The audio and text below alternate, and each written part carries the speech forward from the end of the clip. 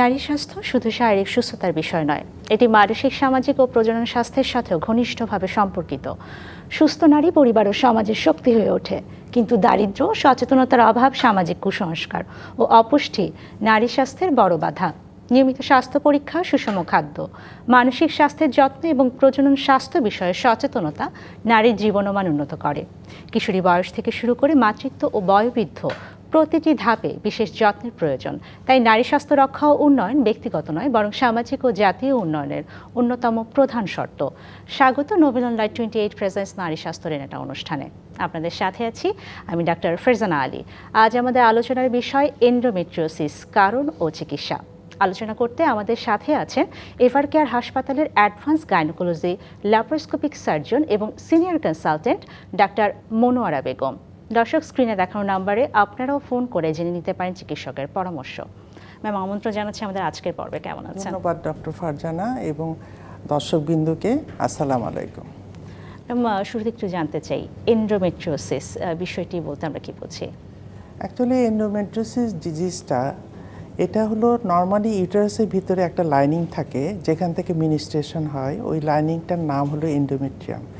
এই এন্ডোমেট্রিয়ামের এই টিস্যুটাই যখন দেখা যায় যে আউটসাইড অফ ইউটারাস থাকে, যেমন ওভারি, ফ্যালোপিয়ান টিউব বা পেলভিস বা বডির যে কোনো জায়গাতেই থাকে, তখন এটা একটা ডিজিজ প্রডিউস করে। যেমন যখন মিনিস্ট্রেশন হয় তখন তো মিনিস্ট্রেশনের যে ব্লাডটা ওটা তো পার ভেজায় না, আউটসাইডে বের হয়ে আসে, কিন্তু এটা বের হতে পারে না।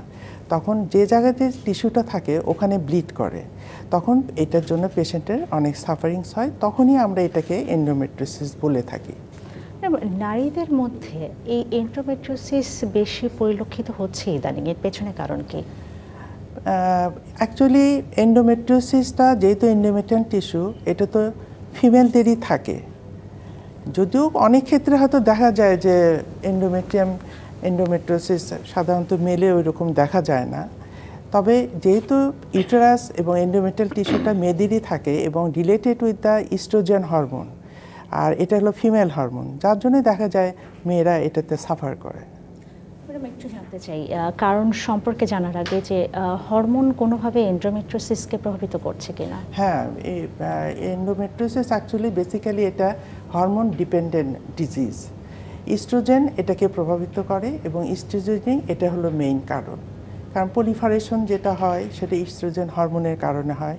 আবার ব্লিডিংটা যখন মিনিস্ট্রেশন হচ্ছে তখন তো আবার হরমোনটাও তখন যখন কমে যাচ্ছে শরীরে, কারণ এটা তো সাইক্লিক্যাল, তখন ব্লিডিংটা স্টার্ট হয়, যার জন্য এটা হরমোনের সাথে কিন্তু রিলেটেড। লাইক দ্য মিনিস্ট্রেশন তো completely it is related with the hormone. সেটা ওই একই জিনিসই তো বাইরে, মানে এন্ডোমেট্রিয়াল টিস্যুটা রয়েছে, তো so it is completely dependent on the hormone. আরেকটি বিষয়টা জানতে চাই যে আমাদের কিন্তু এখন মানসিক চাপ বেড়েছে, খাদ্যাভ্যাস পরিবর্তন হয়েছে এবং জীবনযাপনের মানেরও পরিবর্তন হয়েছে। এই বিষয়গুলো এন্ডোমেট্রিওসিসে ঝুঁকি বাড়ায় কিনা? হ্যাঁ, এখানে কিছুটা তো অবশ্যই আছে। যেমন খাদ্যাভ্যাস, এটাতে কি হচ্ছে, আজকাল তো মেয়েরা অনেক ফাস্টফুড খায়, ওবেজ হয়ে যায়। একটা মেয়ে যখন অনেক ওবেজ হয় তখন দেখা যায় কি তার শরীরে হরমোন ইস্ট্রোজেনের লেভেলটাও বেড়ে যায়। তো সে যদি দেখা যায় রেগুলার এক্সারসাইজ করে, একটা খাদ্যাভ্যাস নর্মাল রেগুলার সেটার আগে যদি ফাস্টফুড, যেমন আজকাল তো মেয়েরা অনেক দেখা যায় যে তারা এই হরমোনের ইয়েতে ভোগে, কারণ হলো ওবেসিটি থাকলে, ফ্যাটটা থাকলে দেখা যায় যে ইস্ট্রোজেন লেভেলটাও তাদের শরীরে বেশি থাকে। তারপরে মানসিক চাপ, তারপরে মেয়েদের ক্যারিয়ার ডেভেলপমেন্ট, তারা তো আজকাল অনেকেই প্রেফার করে যে ক্যারিয়ার কমপ্লিট করে তারা মানে ম্যারিটাল লাইফে যাবে। এই যে জিনিসটা যেটা, কারণ প্রেগনেন্সি আগেকার দিনে কিন্তু এত দেখা যেত না, কারণ আগেকার দিনে হতো কি মেয়েরা তাড়াতাড়ি বিয়ে হতো, তাড়াতাড়ি বাচ্চা হতো, এবং যখন একটা মেয়ে গর্ভবতী থাকে তখন তার এই এন্ডোমেট্রিয়াম কিন্তু ডেভেলপ করতে পারে না। কিন্তু যখন দেখা যায় একটা মেয়ে ডিলেড তার ম্যারেজ হচ্ছে, তখন হয় কি এই ডিজিজটা প্রডিউস হয়, এতদিন ধরে ওই পলিফারেশন হচ্ছে, ওই ব্লিডিং হচ্ছে, ওর যে প্যাথোলজিটা ডেভেলপ করছে, আলটিমেটলি তাকে দেখা যায় যে এগুলি মেয়েরা আমাদের কাছে প্রেজেন্ট করতেছে severe grade of the endometriosis নিয়ে। এটাও একটা তার হলো, যেহেতু আমাদের এখনকার যে সামাজিক যে ইয়াটা মেয়েদের ক্যারিয়ার ডেভেলপমেন্ট করা, এটাকে অস্বীকার করার কথা উচিত হবে না, কারণ ক্যারিয়ার ডেভেলপমেন্টও একটা ইম্পর্টেন্ট, পাশাপাশি আবার এটাও একটা মানে ভাবার বিষয় আছে। যদি কেউ আগে জেনে যায় আমার এন্ডোমেট্রিওসিস আছে, তাহলে ক্যারিয়ার এবং তার ম্যারিটাল লাইফ বা বাচ্চা নেওয়া পাশাপাশি তার চলা উচিত। এটাও একটা ফ্যাক্টর আর কি। আর কি কি কারণে এন্ডোমেট্রিওসিস হতে পারে? এন্ডোমেট্রিওসিস অ্যাকচুয়ালি রিজনটা যেটা, কারণ যেটা এখন পর্যন্ত কমপ্লিটলি জানা যায় না। অনেক যেমন থিওরি আছে, কিন্তু কোনো থিওরি এটাকে মানে এস্টাবলিশ করতে পারে না এখন পর্যন্ত যে this is the reasons of the endometriosis. তার মধ্যে একটা যেমন বলে যে রেট্রোগ্রেড মিনিস্ট্রেশন, তারপর জেনেটিক প্রিডিসপোজিশনস, তারপরে মেটাপ্লেশিয়া, সার্জিক্যাল কারণের জন্য হতে পারে। যেমন সিজারিয়ান সেকশন তো আমরা এখন তো সবাই জানে সিজারিয়ান সেকশনের রেটও তো এখন বেশি। এরাও দেখা যায় স্কার এন্ডোমেট্রিওসিস হয়। তা এখন রেট্রোগ্রেড মিনিস্ট্রেশন যখন হয়, একটা মেয়ের মিনিস্ট্রেশন হয়, তখন দেখা যায় এটা ফ্যালোপিয়ান টিউব দিয়ে পেটের ভিতরে চলে আসে। তখন এই এন্ডোমেট্রিয়াম টিস্যুটা ইমপ্ল্যান্ট করে। যদিও এই থিওরিটা বলে, but actually how you can explain, যে আমরা তো জানি যে লাংসের মধ্যেও এন্ডোমেট্রিয়াটিক টিস্যু থাকে, ব্রেনে থাকে, যেটা কিনা আবার এক্সপ্লেনেশন দিতে পারে না। এই জন্যে আর কি বলে যে কোনোটাই একদম মানে যে বলে যে এটাই দিস ইজ দ্য রিজন, এইভাবে এখনো জানা যায় না। একটু লক্ষণ সম্পর্কে জানতে চাই যে একজন রোগী কিভাবে বুঝবেন যে সেই এন্ডোমেট্রিওসিস রোগটিতে ভুগছেন? Actually that is a symptom. এই সিমটমটা কিন্তু ভ্যারি করে। যেমন আমরা আমাদের এক্সপিরিয়েন্সে দেখছি যে অল্প পরিমাণে ডিপোজিট থাকতেছে এন্ডোমেট্রিয়াল টিস্যু, বা সিভিয়ার গ্রেডে তার সিমটম ডেভেলপ করে। আবার কারো এক্সটেন্সিভ এন্ডোমেট্রিওসিস থাকে বা শি ইজ অ্যাসিমটোমেটিক, তার কোনো সিমটম নাই। এখন কমনলি যেটা প্রেজেন্ট করে ডিসমেনোরিয়া, মেনোরেজিয়া, তারপরে ডিসপ্যারোনিয়া। তারা পেইনফুল কোয়ার্টাস হয়, হাজব্যান্ডের সঙ্গে থাকতে গেলে ব্যথা অনুভব করে।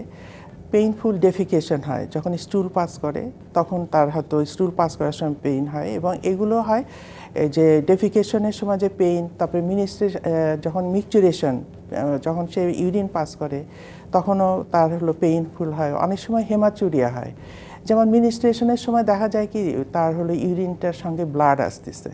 তো এগুলো তাদের সিমটমগুলো নিয়ে আমাদের কাছে প্রেজেন্ট করে।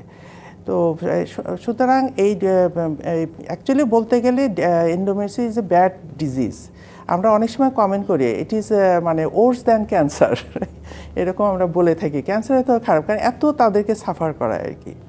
ম্যাডাম, আপনি কিন্তু বলছেন ডিসমেনোরিয়ার কথা, একটা বিষয় কিন্তু উঠে এসেছে। ডিসমেনোরিয়াতে আমরা জানি যে ব্যথা হয়। এই ডিসমেনোরিয়ার রোগীরা কিভাবে বুঝবেন ব্যথার ধরন দেখে যে এন্ডোমেট্রিওসিস সমস্যায় ভুগছেন? অ্যাকচুয়ালি ডিসমেনোরিয়া অর্থ হলো যে পেইনফুল মিনিস্ট্রেশন। এখন এই পেইনটাও আরও অন্যান্য ডিজিজে হয়ে থাকে, যেমন অ্যাডিনোমায়োসিস, পেলভিক ইনফ্লেমেটরি ডিজিজ, এগুলো তো হয়ে থাকে। তো এটার একটা ক্যারেক্টারিস্টিক স্পেসিফিক একটা ফিচার আছে। যেমন অ্যাডিনোমায়োসিসে যেমন হয় জাস্ট পিরিয়ডের সময় হয়, ইন্ট্রামিনিস্ট্রিয়াল পেইন আমরা বলি, কিন্তু এন্ডোমেট্রিওসিস দেখা যায় যে পিরিয়ডটা শুরুর আগে থেকে ওর দেখা যায় যে কনজেশন হয় তার একটা, তখন থেকে তার শুরু হয়ে যায় পেইন, এবং যখন তার মিনিস্ট্রেশন শুরু হয় এটা তীব্রতা বেড়ে যায়, কারণ তখন তো তার ব্লিডিং হচ্ছে, তখন তার তীব্রতা বেড়ে যায়। তারপর আফটার মিনিস্ট্রেশন এটা আস্তে আস্তে সাবসাইড করে যায়।